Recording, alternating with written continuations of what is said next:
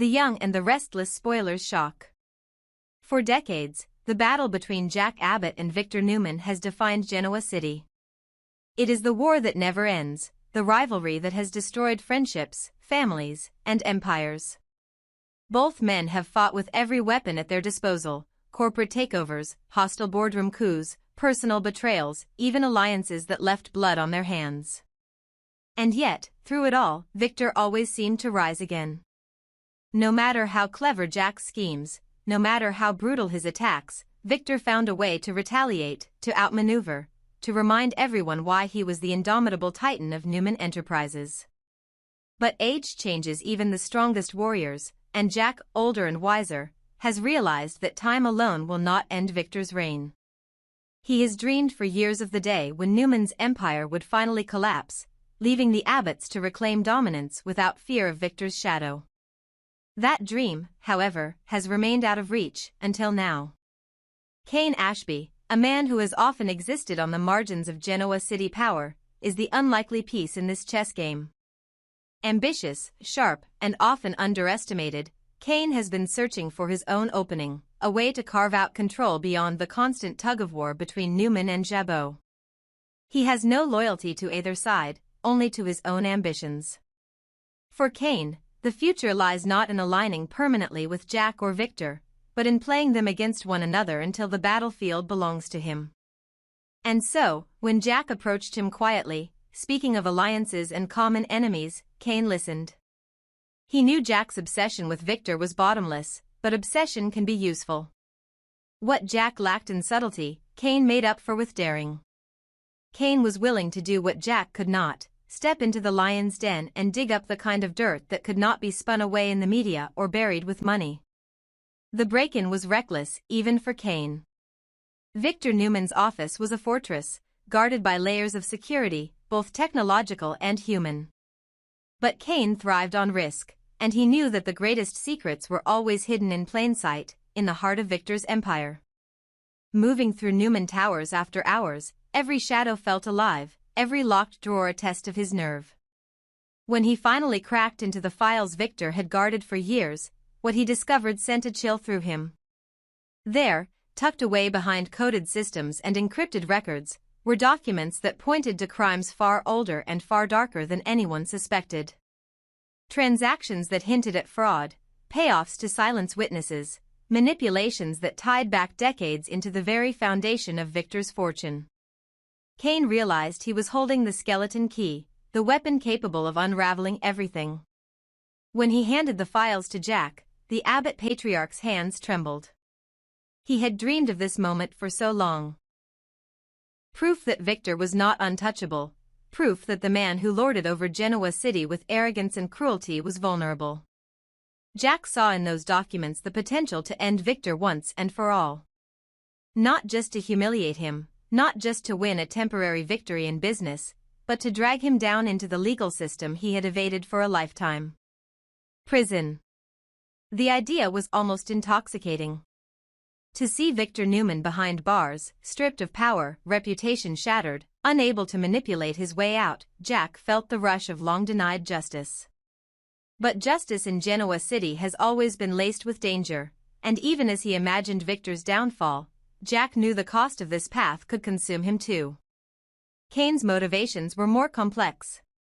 He did not care about Abbott pride or family revenge. For Cane, this was about leverage, about placing himself at the center of the war so that when the dust settled, he could claim territory for himself. By delivering Victor's downfall, he made himself indispensable to Jack, but also held the power to betray him if the tides shifted. Cane could already envision the headlines, the corporate chaos, the shock that would ripple through Newman Enterprises once the evidence surfaced. Shareholders would flee, the press would descend, regulators would circle like vultures. Newman's empire would fracture, leaving opportunities for acquisition, for takeover, for Cane to finally step out of the shadows and plant his flag as a contender. Jack might think this alliance was about shared victory, but Cane knew better. Alliances are temporary, and in Genoa City, only the ruthless survive. The question that looms now is whether Jack will actually use the evidence. For all his hatred of Victor, Jack has hesitated before, pulling back from lines he was unwilling to cross, worried about the collateral damage to his family, to the business, to his own soul. But this time feels different. This time, he holds in his hands not just a weapon but a final solution. And Cane, whispering in his ear, pushes him closer to the edge, reminding him that opportunities like this do not come twice. Cane wants blood. He wants Victor destroyed so completely that Newman Enterprises collapses under the weight of scandal and shame. Jack wants redemption for decades of humiliation, for every time Victor stole something from him, mocked him, or crushed his victories. Together, they could deliver the killing blow. But Victor Newman is not a man who falls easily. Even as Jack and Cane tighten the noose, the old lion has survived worse. He has stared down enemies far more powerful, clawed his way back from betrayals more devastating.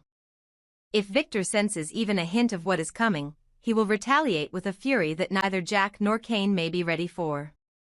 And if the evidence sees the light of day, the fallout could shake Genoa City to its core. Families would fracture, businesses would collapse, alliances would shatter. The great question is whether Jack and Cane truly understand the Pandora's box they are opening, or whether, in their hunger to destroy Victor, they are sowing the seeds of their own destruction. For now, the tension builds in silence.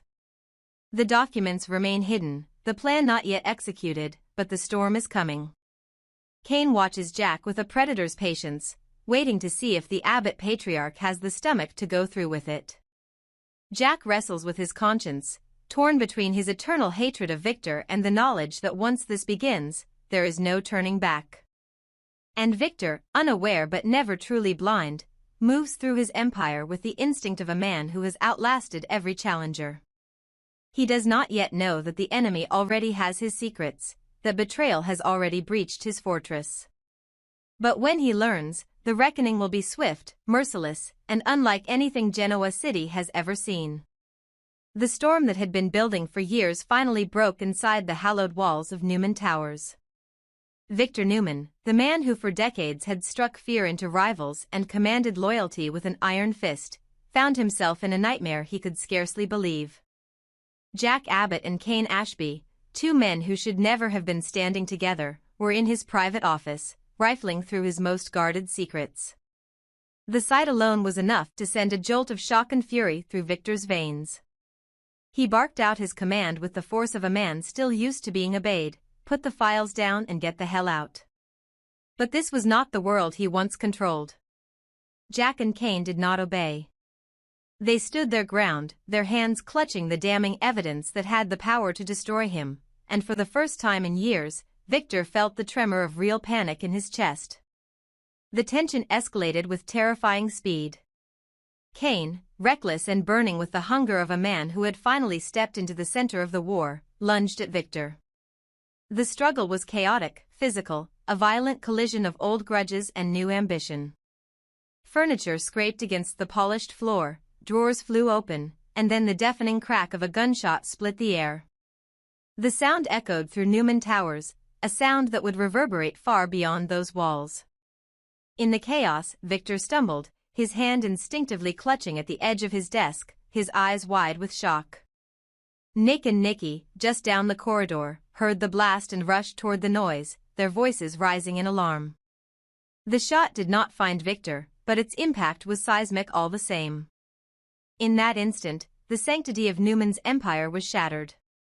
Gunfire inside Victor's office was not merely an attack, it was a declaration of war. Nick and Nicky, shaken to their core, burst in just as Jack and Cane made their move. With a desperation born of years of frustration and a need to escape before security descended, they leapt through the office window, glass exploding around them as they clutched the stolen documents. The image of Jack Abbott, the eternal rival, and Cane Ashby, the opportunist, diving into the night like common criminals would be burned into Victor's mind forever. Victor's roar of rage and despair followed them into the darkness. He lunged toward the window, shards crunching under his shoes, his chest heaving with the effort to chase what could not be caught. Outside, sirens blared faintly in the distance, but inside, all that remained was the chaos of betrayal.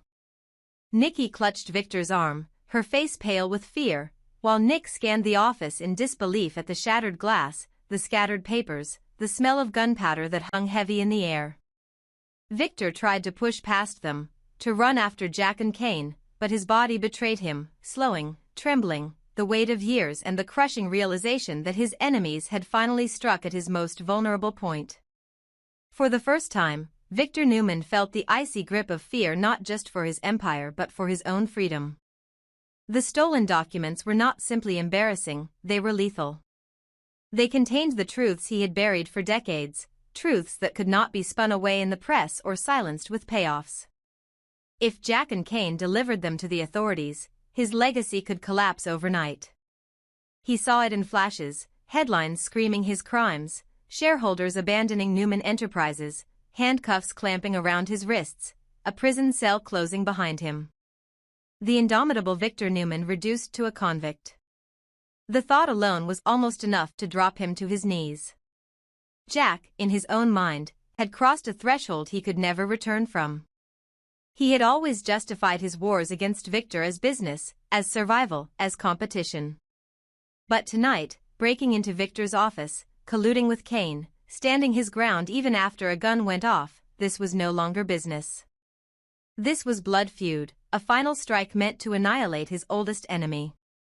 And yet even in his triumph, Jack could feel the weight of what he had done pressing on him. This was not the clever maneuvering of a boardroom strategist. This was the act of a desperate man, willing to risk his soul for victory. Cane, meanwhile, felt exhilaration surging through him. He had risked everything and emerged with the prize in hand. The documents burned like fire in his grip, the key to taking down Victor and destabilizing the Newman Empire. But beyond Jack's obsession with revenge, Cane saw the opportunity of a lifetime. If Victor went down, if Newman Enterprises collapsed, there would be space for new power to rise, and Cane intended to make sure it was his. He reveled in the chaos, the violence, the gunfire that had sent the Newman family spiraling. For Cane, this was not just a victory. It was the beginning of his ascendancy. Victor, however, was far from beaten. Though fear clawed at him, rage burned brighter. Jack Abbott had played dirty before, but never like this. Victor could almost respect his rival's tenacity if it hadn't been so cowardly, so vile. To conspire with Cane, to invade his sanctum, to steal what was his, it was beyond betrayal. Victor vowed that no matter what it took, he would not go down without dragging Jack and Cane into the abyss with him. He still had allies, still had resources, still had the instincts of a man who had survived every war waged against him. Even as Nicky pleaded with him to let it go, to think of his family, Victor's mind raced with plans of retaliation. He would fight until his last breath to keep Newman's name intact. Yet deep down, he knew the hourglass was running out.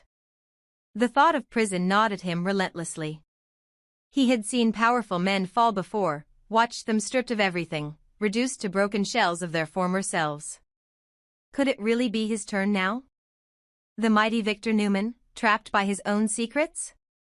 As he stared out into the night through the shattered remains of his office window, the city lights blurred by rage and fear, Victor confronted the one truth he had spent a lifetime denying: no one stays invincible forever.